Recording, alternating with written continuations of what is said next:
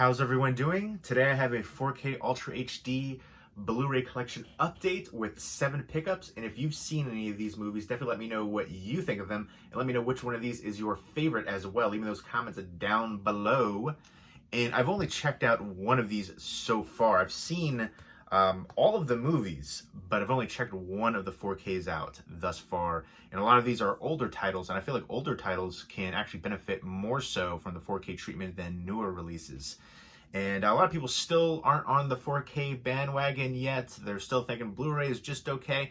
And you know, sometimes the Blu-ray can be such a great transfer, you might not need to do the upgrade, but I feel like you have to give 4K a fair chance if you're really into films.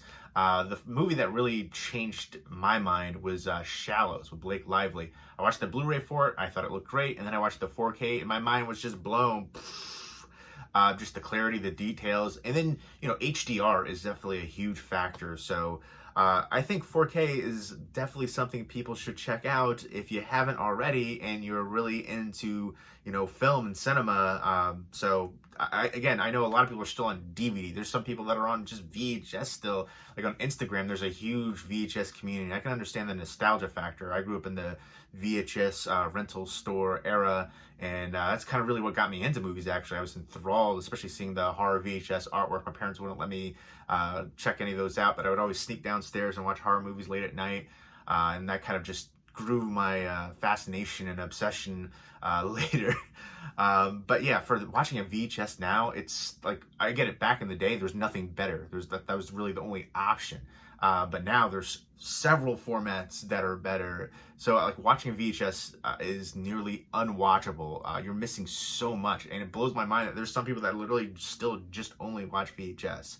I get it, you know, for maybe that nostalgia factor and feeling, but you're missing so much of the picture quality, the audio quality. You're missing actual like things that are important for the movie because the quality is so terrible, especially by today's standards. I digress, mini rant over. Let's get into the 4Ks. First up is the Alfred Hitchcock Classics Collection. This is from Universal. Rear Window, Vertigo, Psycho, and The Birds. For a while, Rear Window, Psycho, and The Birds were on my top 10 movies of all time. Now they're on my top 20. Let me know which one of these is your favorite, and let me know what Alfred Hitchcock movie is your favorite, maybe not one of these. But I remember when I first watched Psycho, I watched it in a film class, and it just blew my mind. Not necessarily because of the twist, but just the fact that you're watching this one main character, and then she gets killed. I was like, what? I have never seen anything like it up to that point. And that's not a spoiler, because if you haven't seen Psycho by now, and you don't know what happens at the movie, too bad for you. You're way late on that train. But the thing that really stands out for this release is that it's 2 versions of Psycho. It's the extended version of the movie as seen in theaters in 1960, exactly as intended by Alfred Hitchcock, and now available with additional footage for the first time ever. So for the first time since 1960, you can watch the extended version of Psycho. I am souped to check that out. Super excited, that means. Not Campbell's soup. But definitely very happy to get this one and add it to my collection. There is the outer slipcase right there. There's all the details on the back, and it's like a digibook style, and there you go. Kind of an unboxing right now, and I love when they do this for, you know, the poster artwork, going over the bonus features as well. You know, some quotes, and then you slide the disc out like that. A lot of people kind of complain about these ones for like the book ones and sliding the discs out. I don't think it's a big issue for the Blu-ray, because the Blu-ray, it's like kind of like more coated on the back, so it's not going to get damaged from the sliding.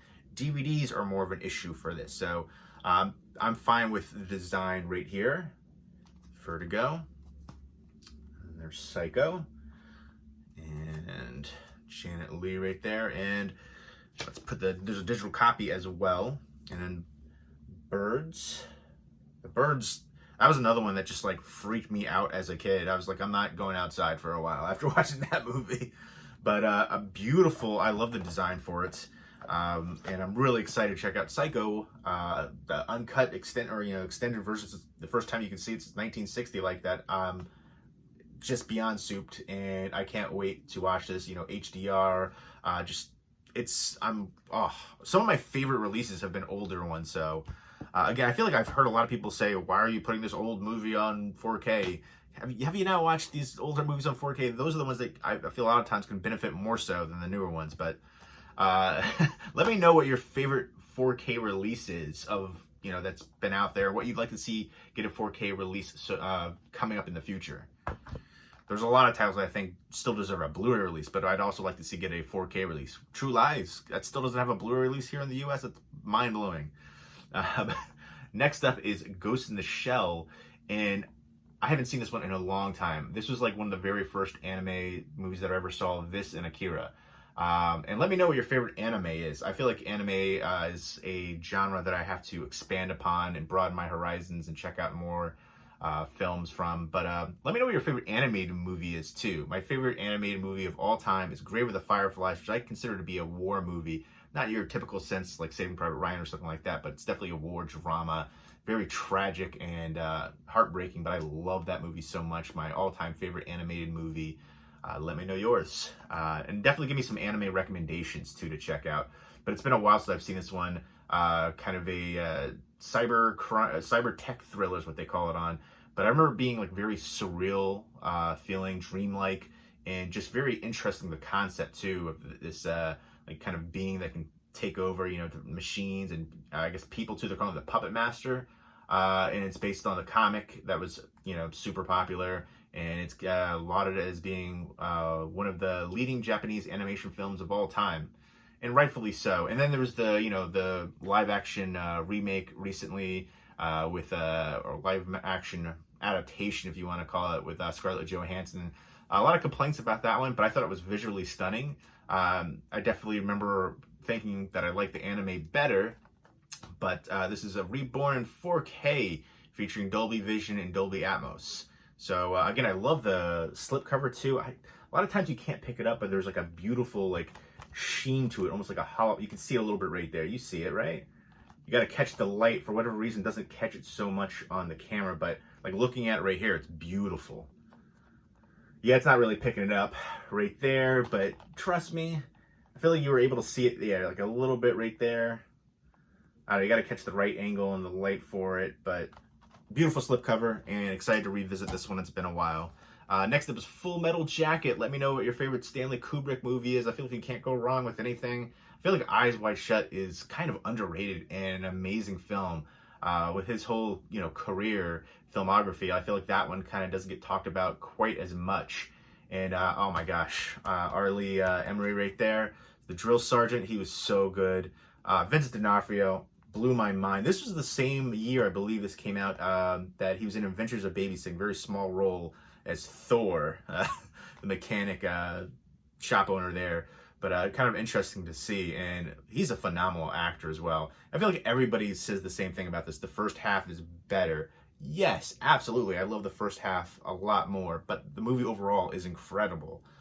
So I think it was a really a phenomenal war film too. Let me know what your favorite war movie is as well. Let me know all of the things. This interaction is why I continue to make it. I like to hear, and I don't want to just hear myself talk. I want to hear your opinions too. And I'm okay with differing opinions. Maybe you like the second half better. I don't know if I've heard anybody say that before, but let me know, especially. Again, I do enjoy the second half of the movie too. But yeah, the first half is just so iconic and so dark and just palpable, and I am so excited to check this one out on 4K. All of these were actually sent to me from Warner Brothers to review, so I'm going to be talking about them more in depth coming up. And again, I'm so excited that Warner Brothers are going through the catalog and releasing some of these great films on 4K. And I love the cover art for it too. Something different, unique right there, and I dig it. So I will be talking about this more coming up soon. And next up is The Goonies, which actually, this is the only one that I watched on 4K so far. And I think it's definitely worth the upgrade. I think it's far surpasses the Blu-ray. It's not a beautiful looking film by any means. Was it shot in Oregon maybe? I can't remember, but it's like a lot of overcast clouds. And then the interior is kind of like dimly lit. They're in caves for a big portion of this. So it's a lot of grays and blacks, kind of like washed out hues. But I think the things that do stand out here are the details and the clarity. And there are certain scenes in the cave where you definitely pick up a little bit more of the certain hues of, the character's clothing and just some of the exterior shots as well. And then the golds and the chests and stuff like that. Little things throughout you'll definitely pick up and notice. Actually, I watched the Blu-ray recently, and then I was like, all right, that's like fresh in my mind. And then this came, and I was like, perfect timing. Like, so I checked that out, and I definitely think this is worth the upgrade, especially if you are a fan of the film. And there you go. The commentary is on the Blu-ray disc, and again, this is an all-time childhood classic. And I heard they're going to be making a sequel for this. And for this, I feel like it's just, there's so many, there's a Ghostbusters movie, granted it was, female cast, but there's going to be another Ghostbusters movie. Maybe there'll be some cameos, I don't know. But with these ones, it's like, again, I know we're fans, we want to see more of it, but I feel like maybe that time has kind of passed, and is it really going to be able to have that same magic and energy from when we were kids? For what I was thinking for this one, they could do is that they could be grown up, and it could be their kids going on an adventure, something like that, a new cast of characters, but still have some of the original people involved. And I thought that would be kind of interesting. And some of these people, they're getting back out there, and they're doing a lot more things as far as film and television. So it kind of makes sense that they could be in there. Sean Astin, Josh Brolin, they Deadpool and Stranger Things, and so they're still going strong in the business. So definitely makes sense for them to be in the movie. It could be drawing people in for that reason too. But I think all the rest of the cast would probably be down to be involved in some aspect of it. But let me know, are you looking forward to the coming up, I don't know if it's really going to happen or not. I feel like they've been talking about both for a little bit, but I feel like I've heard more about Beetlejuice happening. I feel like I heard something about, a lot of the cast members are all on board and stuff like that. So let me know, are you looking forward to the possible upcoming sequels for these? But Goonies, one of my all-time childhood classics. Actually, Beetlejuice as well. Princess Bride is up there. There's a bunch of different ones. I liked a lot of horror movies even as a kid, so there's a lot of horror ones too. But I'm thinking more like kid-friendly ones like this one. Sloth freaked me out as a kid, I'm not gonna lie. Hey, you guys. The Truffle Shuffle too. Some classic moments in here and scenes. Let me know who your favorite character from the Goonies is too. And definitely let me know your favorite childhood film. Next up is Beetlejuice. This one, a Tim Burton classic. Let me know what your favorite Tim Burton movie is. I definitely preferred Tim Burton more back in the day than some of his newer stuff. But to me, this is, again, one of my favorite. This might be my all-time favorite Tim Burton movie.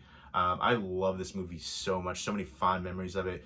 It was creepy, kooky, hilarious. The music in here, the visual effects, the makeup, just amazing, mind-blowing, great comedic moments in here. Michael Keaton blows me away as Beetlejuice, and he's still my favorite Batman. Again, the whole cast was awesome in here. Winona Ryder, Alec Baldwin, Gina Davis, all the supporting cast as well. Just tons of kooky memories and moments in here. Let me know what your favorite scene from Beetlejuice is. I feel like there's so many to choose from, and I'm super excited to check this one out on 4K. I'll be talking about this more in the future. I know there's special editions of these, like kind of like box set ones.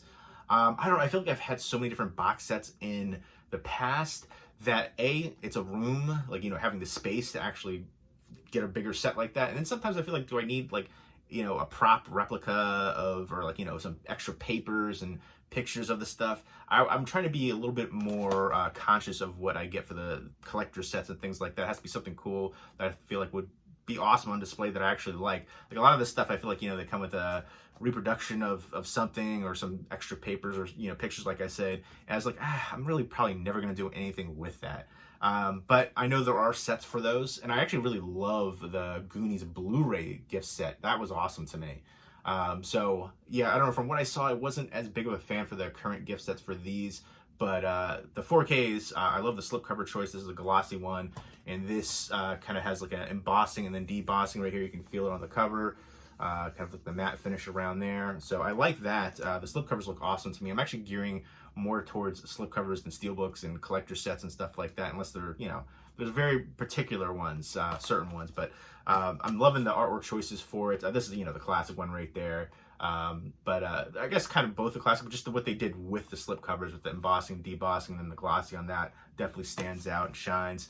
And I'm happy with the slipcover editions over, sometimes steelbooks and gift sets and stuff like that. But really excited to check all of these out. Next up are the two Sherlock Holmes movies with Robert Downey Jr. and Jude Law. And then this one has Rachel McAdams and Mark Strong. To be honest, I don't remember loving the sequel. I remember liking the first one a lot and thought it was a good mixture of, you know, the action, the intelligence, the mystery, the intrigue, solving the crimes, and then fight sequences, and then some good humor all throughout too. I think Robert Downey Jr. could play that really well with the action and humor. He does so in Iron Man. He's been around for so long. Let me know what your favorite Robert Downey Jr. movie is. You know, it's a movie that I'd like to see get a Blu-ray release that doesn't have one, is the Alfie remake with Jude Law, which I actually prefer over the original Michael Caine Alfie. I don't know, maybe it's just more, you know, a generational thing, I'm not sure. But I remember watching the remake first, and I loved it. And then I watched the original, I was like, this doesn't have the same kind of flow to it. It's a little bit clunkier, not as polished. But yeah, Alfie definitely deserves a Blu-ray release. But the one thing I didn't like about the sequel right here, A Game of Shadows, was I can't remember what they called it, but it's like they do like these action sequences where I guess it's like he's thinking about how the scene will play out in his head. So he'll like punch somebody and there'll be a reaction, and then it'll go backwards and like back into his head. He's like, maybe I'll play it out this way. He does like a different scene, and then you wait to see how he actually plays out the scene. And I felt like that kind of took you out of the moment and takes away from the momentum a bit.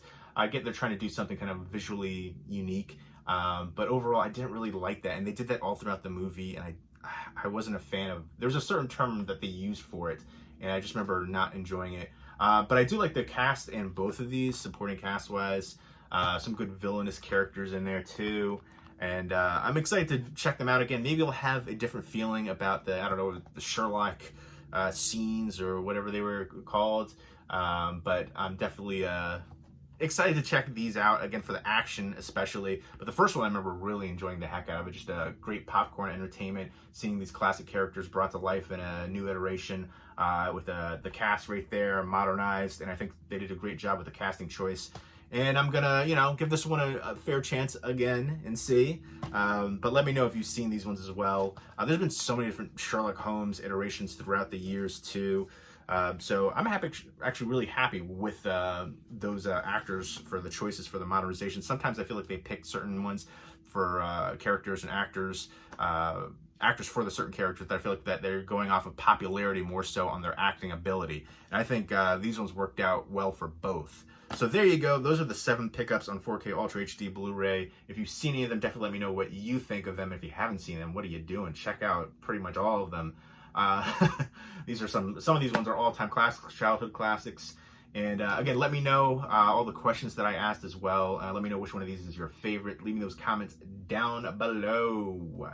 All the finger pointing and motions right there. Pew pew. Hope everybody's doing well again. Take care.